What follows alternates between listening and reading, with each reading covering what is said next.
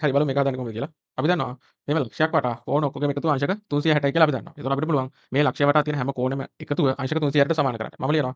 ඉස්සලා මම ලියනවා මෙතන ඉඳන් ලියාගෙන යනවා කෝණවල එකතුව x එකතු කිරීම 2x එකතු කිරීම 3x එකතු කිරීම 120 අංශක 120 සමානයි අංශක 360යි කියලා එනවා. හරි. දැන් බලන්න මම මේ x ටික එකතු කරනවා. x ට 2x එකතු කරනවා. 2x ට 3x එකතු කරනවා. හිතන්න මෙහෙම. x කියන්නේ අමගඩියක් කියලා හිතන්නකෝ. මෙතන එක අමගඩියක් තියෙනවා. මෙතන x කියන්නේ අමගඩියක් කියලා හිතුවා. එතකොට මෙතන අමගඩි දෙකක් තියෙනවා. මෙතන අමගඩි තුනක් තියෙනවා. අපිට ඔක්කොම අමගඩි ටික එකතු කරන්න පුළුවන්. එතකොට මෙතන අමගඩි 1යි, මෙතන 2යි, මෙතන 3යි. එතකොට එකතු කරාම කීයද? 3යි, 5යි, 6යි. එතකොට 6යි අමගඩි කියලා ලියන්න පුළුවන්. අපි අමගඩි හිතුවේ x කියලා. එතකොට 6යි x. ධන අංශක 120 සමානයි අංශක 360යි.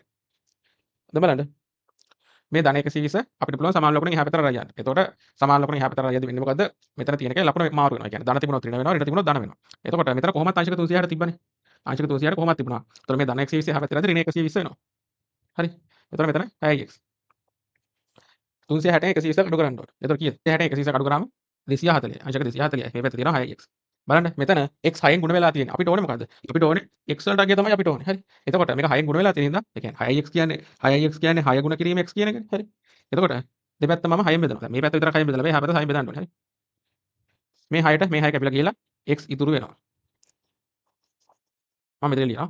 x ඉතුරු වෙනවා x සමාන කරනවා බලන්න 6ට 6 එකයි 24ට 6 4ක්. එතකොට එනවා x වලගේ අංශක 40යි කියලා අපිට උත්තරේ එනවා. හරි.